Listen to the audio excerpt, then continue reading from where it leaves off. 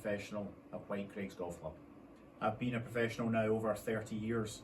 Background was predominantly playing full-time golf, over 35-40 events on the European Tour, Challenge Tour, and winning the Scottish Championship. So I'd like to think I've gained a lot of experience, played with some great players, and now in my current role as head professional, we coach, we custom fit, we interact with members every day.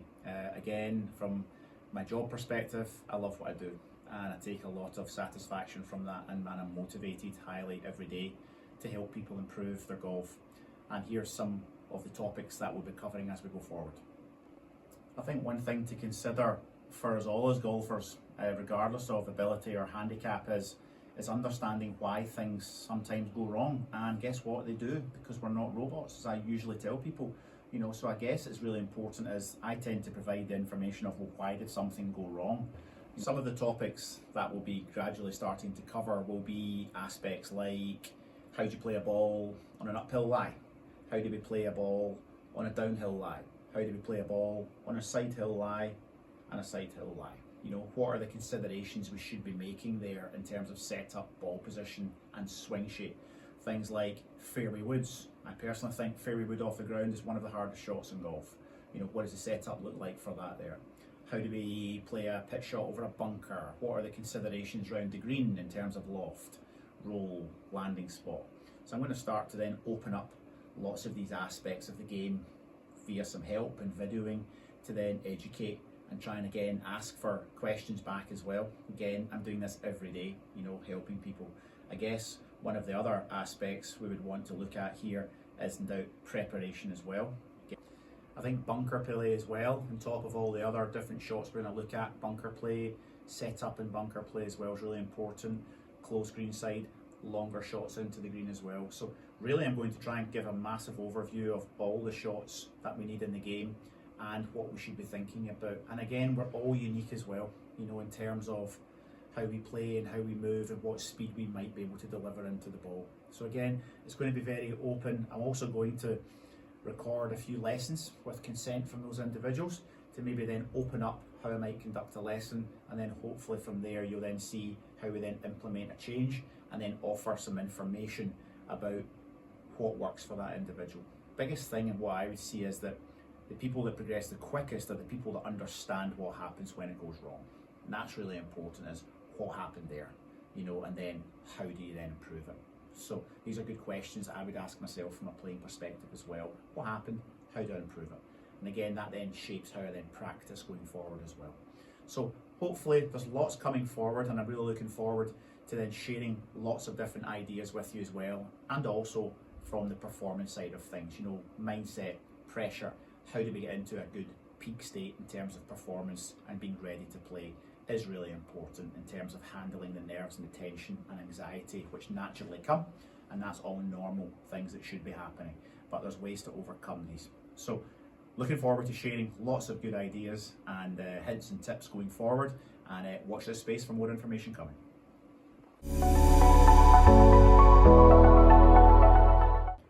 Let me just run through a little shot here to show and give some advice around the distance of 86 yards to the pin. And again, we are all unique in terms of club selection. Some people might be hitting an 8-iron, some people might be hitting a lob wedge. Again, we're all very different, but the coaching points and the considerations you should be making should be very similar. Okay, obviously trajectory might be different depending on the club selection you've chosen. For me, I would choose a tailor-made MG4 wedge, 56 degree I would play here myself. The things that I would want to consider more would be flag position. Where's the flag in the green? Is it at the front? This one here is at the front. Is it in the middle or the back? Because that then determines club selection, where it lands. Okay? Some of you are maybe just trying to get the green, and that's okay as well. Then, is there any wind? What time of year are we playing? Is it winter or summer? All tends to go further in the summer. So wind is a big factor to consider into downwind. Okay? If it's going downwind, ball tends to get flighted a wee bit lower. So these are all considerations we should be thinking about even before we even struck a golf ball. So for me, that's a good game plan to think about, and I would encourage people to think about the shot a bit more. I think we're all guilty of sometimes just walking up, hit, and then we think afterwards, but that moment's gone, remember. So for me, a really good routine and pre-shot routine is really, really important to establish what works for you. And again, we're all different. Some people are maybe, 1-2 swings, some are none, and that's okay as well. Okay, but you need to repeat the same thing for when you're under pressure. You want it to be repeating all the time.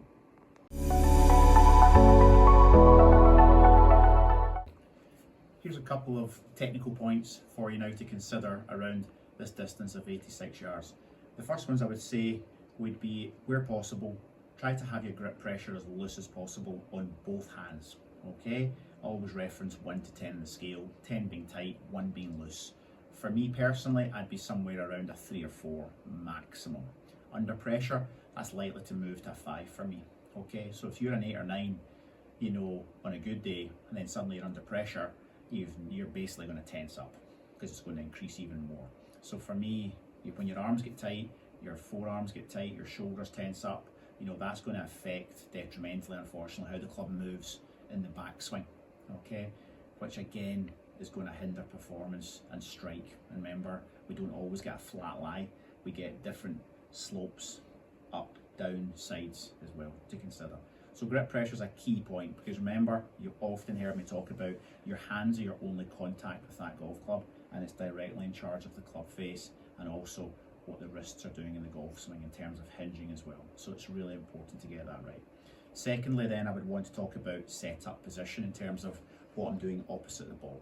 Okay, for ball position, in terms of where the golf ball is in relation to my feet.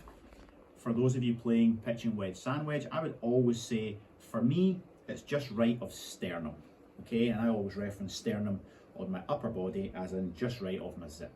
And that's really important in terms of the low point, which means where the club is at the lowest point of the arc. Sometimes for me, I see too many amateurs playing their short irons, the wedges and the nines, and the ball is too far forward in the stance. So if I'm swinging that golf club, as you can see from here, that club, the low point of the arc when it reaches the ground here is back here. Okay, so unfortunately we're going to miss strike from there. So ball position just right of sternum is key. Then from there, I would then want to draw your attention towards, for right-handed golfers, we want to turn the left foot out more. And again, if I use the clock face as a drill, if you can see it from here, if this is 12 o'clock, I'm going to turn my left foot out to 11 o'clock. And again, the reason for that is the why is because it allows me to turn my left hip and get my left hip turning out the way through the shot, so that my arm structure is moving in a better position through the ball. So left foot turned to 11, 70% of my weight on my left foot is a great starting point from there.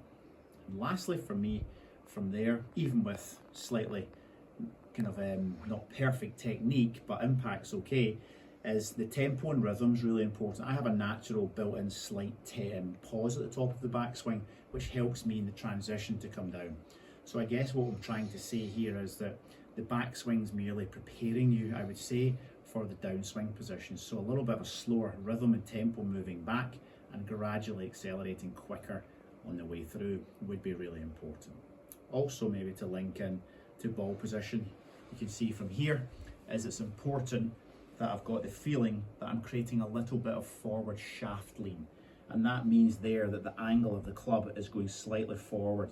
You can see that my hands are definitely ahead of where the club head is, and again, if the ball position's wrong and it's too far forward for golfers right hand, then the shaft is going to go this direction to the right, which again changes where the face points and unfortunately will have an effect on when the club meets the ball. So let me demonstrate this shot for you here. 86 yards to the pin.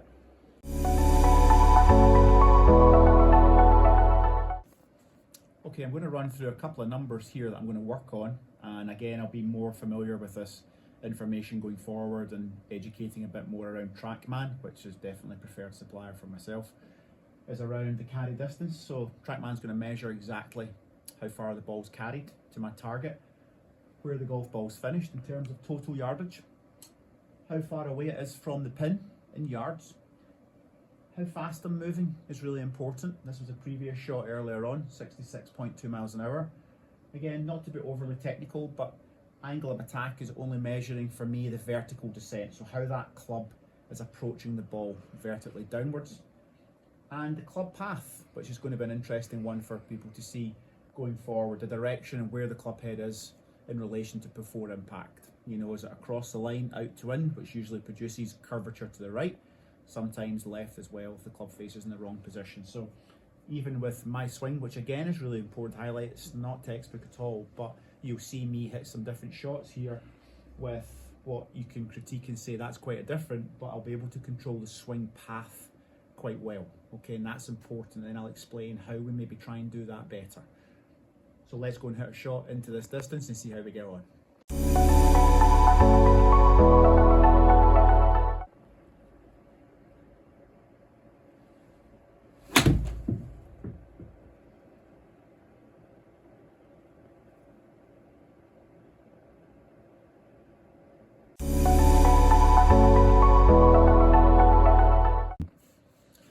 Okay, that was take one. Thankfully I didn't need too many practice shots there to do this, but here's my data, okay, which is important. So we know the distance is 86 to the flag. The flag was at the front, as you've seen from the images, protected by a bunker. So again, useful to know for those of you when the dangers and the green surrounded by bunkers at the front of the green and the flag's there, you've got to almost play behind the flag more. That's a good strength and a game plan to be able to be aware of that, especially when there's no wind. So again, you can see that I have carried the ball 91, so I've carried it 5 yards further, okay? The ball has finished 5 yards, 15 feet from the flag. And I've put in a little bit more club head speed just to make sure of that carry distance was slightly, so that's gone a little bit 6-7 mile an hour quicker. And it's finished 91, so it didn't actually spin, unfortunately, that one, but it was a good flight, okay? And again, even with the kind of position of sore shoulders for me personally, okay, and battling the fingers a little bit, okay, but in terms of what I kind of did on the way down, we can go into more detail, but again, simplistically, I've kind of matched off the path and the face pretty well here to produce quite a straight shot, okay? So again, it's not about being perfect in every position, but I'm certainly working on a few things like everybody else here. For me personally, it's a little bit in backswing and trying to turn and not lift too quickly, which yes, we are at the moment, okay, but I'm trying to do it better all the time, but I'm still able to produce quite a consistent delivery in terms of pre-impact and where the club face and the ball is to produce a pretty straight shot.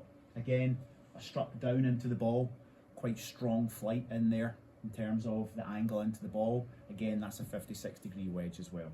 So again, that's just an opening shot.